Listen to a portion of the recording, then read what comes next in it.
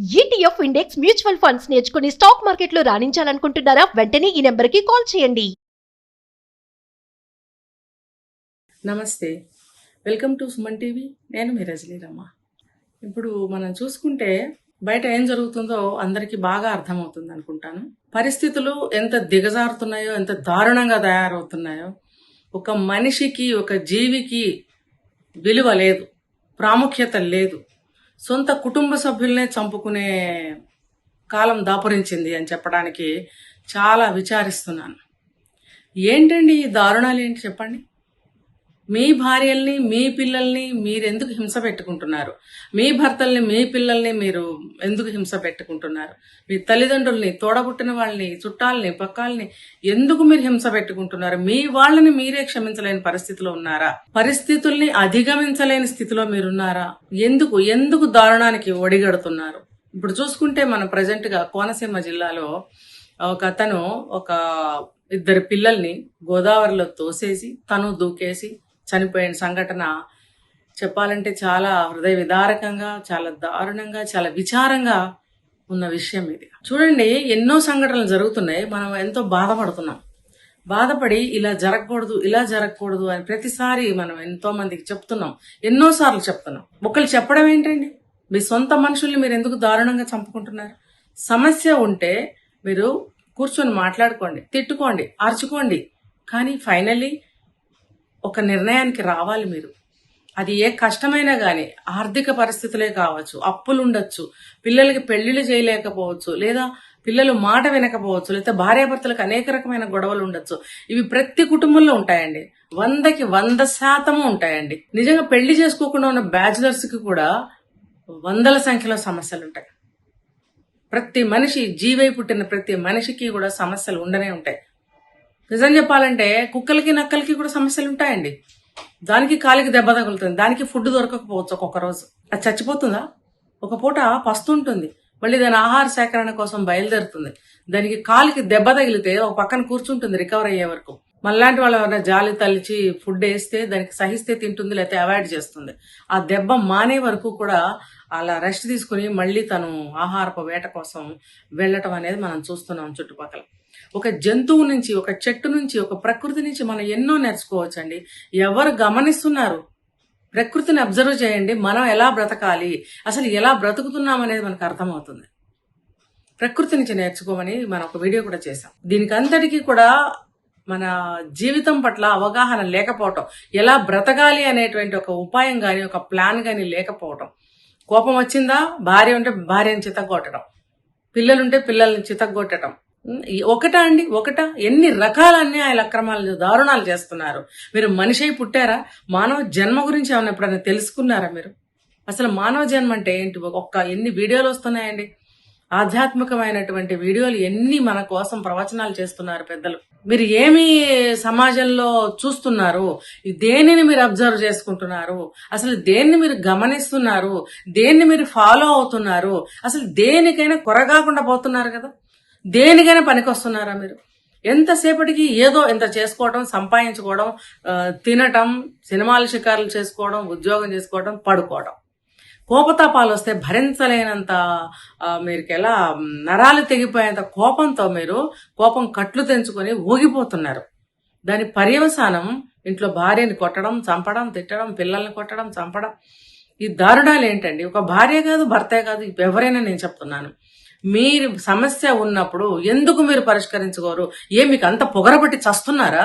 భార్యను చంపేస్తారా? భర్తను చంపేస్తారా? పిల్లల్ని చంపేస్తారా? మీరు చావండి కావాలంటే. మీకంత కష్టంగా ఉంటే మీరు చావండి. కడుపును పుట్టిన పిల్లల్ని ఎందుకు చంపుతున్నారు? అసలు ఎందుకు కంటున్నారు? మీరు మనుషుల దున్నపోతుల బుద్ధి జ్ఞానం ఉందా మీకు? అసలు ఏం బ్రతుకుతున్నారండి మీరు? కడుపు తినేది అన్నమేనా? రకరకాల పంచభక్షాలు రుచిగా చేసుకుని మరీ తింటారే, హోటల్స్కి వెళ్ళి మళ్ళీ మరీ తింటారే, డబ్బు తగలేసుకుని అప్పు చేసి మరీ తింటారే. తినేది అటువంటి అమృతతుల్యమైనటువంటి రుచికరమైనటువంటి ఆహారాలు తింటూ ఏంటి విషం కక్కుతున్నారా మీరు? ఎక్కడి నుంచి వస్తున్నాయి మీకు ఈ సంస్కారాలు? మీకు జన్మ సంస్కారం అంటే ఒకటి ఉంటుంది. ప్రతి తల్లిదండ్రులు కూడా పవిత్రంగానే పిల్లల్ని కంటారు. పెంపకాలు ఎలా ఉన్నా కూడా ఆ జన్మతోటే సంస్కారం అనేది వస్తుంది. పుట్టిన తర్వాత మనం ఎన్నో సంస్కారాలు చేసుకుంటాం, ఎన్నో సంస్కరించుకోవాల్సిన అవసరం ఉంది. ఒక ఆలోచనని, ఒక నడవడికని, ఒక బుద్ధిని, ఒక మాటని, సమాజంలో మనం ప్రవర్తించిన తీరుని ఎన్నో ఎన్నో ఎన్నో సంస్కారాలు చేసుకుంటూ మనం ముందుకెళ్లవలసిన ఆవశ్యకత ఎంతో ఉన్నా ఏ రోజుల్లోనైనా ఉంది. ప్రస్తుతం సమాజంలో ఎన్నో దారుణాలు పెచ్చుమీరిపోతున్న ఈ సమయంలో ప్రతి ఒక్క పౌరుడి బాధ్యత ఏంటండి? పక్కన ఏదైనా అన్యాయం జరుగుతుందా, అక్రమం జరుగుతుందా, మన వంతు ఏమన్నా చేద్దామా, మనం వెళ్లి దాన్ని అడ్డుకుందామా, మనం రక్షిద్దామా? ఏమి ఆలోచనలు లేవా మీకు? మీ కుటుంబాన్ని మీరు సరి చేసుకోలేకపోతున్నారు, ఇక పక్క వాళ్ళకి ఏం చేస్తారు? మీరు ఎటువంటి దరిద్రపు స్టేజ్ లో ఉన్నారో అర్థమవుతుందా? మీరు దేనికి పనికిరాని ఒక హీనమైన ఒక నిస్సహాయ స్థితిలో పడి కొట్టుకుంటున్నారని మీకు అర్థమవుతుందా? ఇప్పుడు ఎవరు ఎందుకు చంపారు, ఎంతమందిని చంపారు అనేది అప్రస్తుతం. జరిగిన దారుణాలు ఎన్నో జరుగుతున్నాయి. ఆ మధ్య కూడా ఒక తండ్రి ఇలా సేమ్ కేసు జరిగింది, మీరు గుర్తుందా లేదా? ఒక పాపను తోసేశాడు, చిన్న పాపని. వెంట ఒక పెద్ద బాబు ఉన్నాడు, 11 సంవత్సరాల బాబు. ఆ బాబు కూడా సేమ్ ఇలాగే చూసి నన్ను ఎందుకు తోస్తున్నావు నాన్న అని పారిపోయాడు అక్కడి నుంచి. పారిపోతే ఇక్కడ ట్విస్ట్ ఏంటంటే, ఇప్పుడు ఈ కేసులో పారిపోతే కూడా పట్టుకొచ్చి తోసేసి చంపేశాడు ఇక్కడ తండ్రి.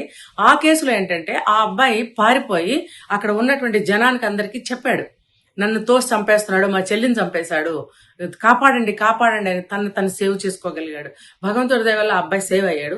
ఇక్కడ దురదృష్టవశాత్తు ఈ బాబు చనిపోయడం జరిగింది. అంటే ఇలా ఒకళ్ళని చూసి ఒకళ్ళు చేస్తున్నారా? ఈ దారుణాలు ఏంటండి? ఎందుకు చనిపోతున్నారు మీరు? అసలు నేను చెప్తున్నాను, మన మెంటాలిటీ ఏంటో మనకు బాగా తెలుసు. ఎవరి మెంటాలిటీ వాళ్ళకి బాగా తెలుసు. తెలిసినప్పుడు మీ మెంటాలిటీ పెళ్లికి, వైవాహిక జీవితానికి, పిల్లల్ని కంటానికి, ఒక బాధని, ఒక కష్టాన్ని ఓర్చుకోవడానికి మీకు సహనం ఇవన్నీ ఉన్నప్పుడే మీరు పెళ్లి చేసుకోండి. ఒక బాధ్యతని సక్రమంగా నేను నిర్వర్తించగలను, ఎవరికి నేను అన్యాయం చెయ్యని మనస్తత్వం నాది, నేను ఎటువంటి కష్టం వచ్చినా కుటుంబ సభ్యులతో సమానంగా పంచుకుని ఒక కష్టానికి మేము ముందుకు నడుస్తాము అనే ధైర్యము, సాహసము, ఆ తెలివి అది ఉంటేనే మీరు పెళ్లి చేసుకోండి, పిల్లల్ని కానండి. దయచేసి దయచేసి భార్యలకు కూడా నేను చెప్తున్నాను, మీరు సహనంగా ఇంటి పనులు చేసుకుంటూ ఉద్యోగం చెయ్యటమా మానటమా అనేది అది మీ ఇష్టం. మీ ఇష్టమైతే ఉద్యోగానికి వెళ్తున్నారు మీరు, ఎవరు మిమ్మల్ని ప్రెషర్ చేయరు. ప్రెషర్ చేసినప్పుడు ఉద్యోగం చేయాల్సిన పరిస్థితి వచ్చినప్పుడు ఆ స్త్రీల సంగతి వేరు. జనరల్ గా చెప్పాలంటే ప్రతి స్త్రీ కూడా తన ఇష్టంగానే ఉద్యోగానికి వెళ్తుంది. ఇప్పుడు సాఫ్ట్వేర్ ఉద్యోగాలు చేసే ప్రతి అమ్మాయిని వాళ్ళ మొగుళ్ళు గాని, తల్లిదండ్రులు గాని, మీరు ఉద్యోగం చేయందే మనకి పూట గడవదు అని అంటేనే చేస్తున్నారా? కాదు, మీ ఇష్టంగా వెళ్తున్నారు. అలాంటప్పుడు మీ ఇష్టంగా మీరు ఉద్యోగానికి వెళ్తే అది మీ ఇష్టం. కానీ ఒక పెళ్ళైన తర్వాత మొగుడైనా పెళ్ళామైనా ఇంటి కష్ట నష్టాలు ఓర్చుకుంటూ, ఇంటి పనులు చేసుకుంటూ, పిల్లల్ని కంటూ, పిల్లలిద్దరిని సమానంగా పెంచుకుంటూ, వాళ్ళకి మంచి జీవితాన్ని ఇచ్చే నేపథ్యంలో చదువు సంధ్యలు, సంస్కారాలు, బుద్ధులు నేర్పిస్తూ ఒక మంచి కుటుంబంగా మీరు నిలబడగలిగితే, సొసైటీకి ఒక మంచి పౌరుల్ని మీరు ఇవ్వగలిగితే, సొసైటీలో మీరు ఒక మంచి సిటిజన్స్ గా, మీరు బాధ్యత కలిగిన పౌరులుగా మీరు ఉండదలుచుకుంటేనే పెళ్లి చేసుకుని పిల్లల్ని కనండి. బుద్ధి లేని మనుషులకి నేను చెప్తున్నాను, ఇలాంటి ఆలోచనలు ఉన్న వాళ్ళెవరూ కూడా పెళ్లిళ్ళు చేసుకోకండి.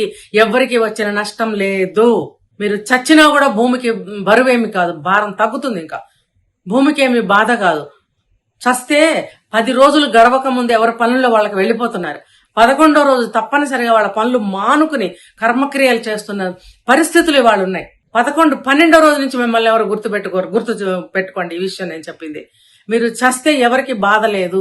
మీ తోడబుట్టిన వాళ్ళకో మీ తల్లిదండ్రులకో కాస్త బాధ కలుగుతుంది. మీ మిగిలిన ఆస్తులు వాళ్ళు తోడబుట్టిన వాళ్ళు పంచుకుంటారు, తల్లిదండ్రుల్ని చూసుకుంటారు. ఎవరూ లేకపోతే దేవుడిచ్చినంత వరకు ఆ భూమి మీద వాళ్ళు జీవిస్తారు, తర్వాత వాళ్ళు రాలిపోతారు.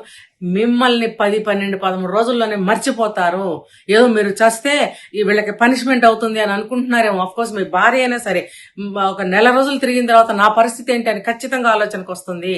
తన దారి తను చూసుకోవాలనే ఆలోచనలో వస్తుంది. రావాల్సిందే. మిగిలిన తన జీవితం ఎలా బ్రతకాలి చెప్పండి. కాబట్టి తన జీవితం తన దారి తను ఖచ్చితంగా చూసుకుంటుంది. భార్య అయినా సరే, భర్త అయినా సరే. ఇది గుర్తుపెట్టుకోండి. పిల్లల్ని చంపేసి మీరు చచ్చి పెళ్ళానికి ఏదో పనిష్మెంట్ ఇచ్చాను, మొగుడికి ఏదో పనిష్మెంట్ ఇచ్చాను అనుకుంటే అది ఖచ్చితంగా పనిష్మెంట్ కాదు.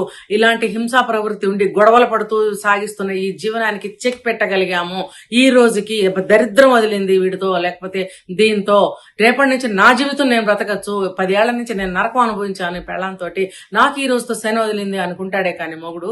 అలా అలాగే పెళ్ళాము గుర్తు పెట్టుకుని సంవత్సరాలు జీవితం అంతా కుళ్ళి ఏడుస్తూ జీవితాన్ని శిథిలం ఎవరు చేసుకోరు. ఇది బాగా గుర్తు పెట్టుకోండి. పిల్లల్ని చంపుతున్నారు మీరు, అంటే పిల్లల్ని చంపితే మీకు మళ్ళీ కేసులు అవుతాయి, మీకు శిక్షలు పడతాయని మీరు దూకి చచ్చిపోతున్నారా? లేకపోతే బతికున్న వాళ్ళకి శిక్ష వేస్తున్నాను అనుకుంటున్నారా? కానే కాదు. కోర్టులకి పోలీసులకి పని తగ్గించిన వాళ్ళు అయ్యారు. మీ భార్య గాని భర్త గాని ఎవరైతే మిగిలి ఉన్నారో వాళ్ళకి మీరు మంచి దారి ఇచ్చిన వాళ్ళు అయ్యారు. వాళ్ళు సుఖంగా బ్రతకడానికి మీరు అవకాశం కల్పించిన వాళ్ళు అయ్యారు. మీరు చచ్చి కూడా మంచిగా చేశారని నేను హ్యాట్స్ ఆఫ్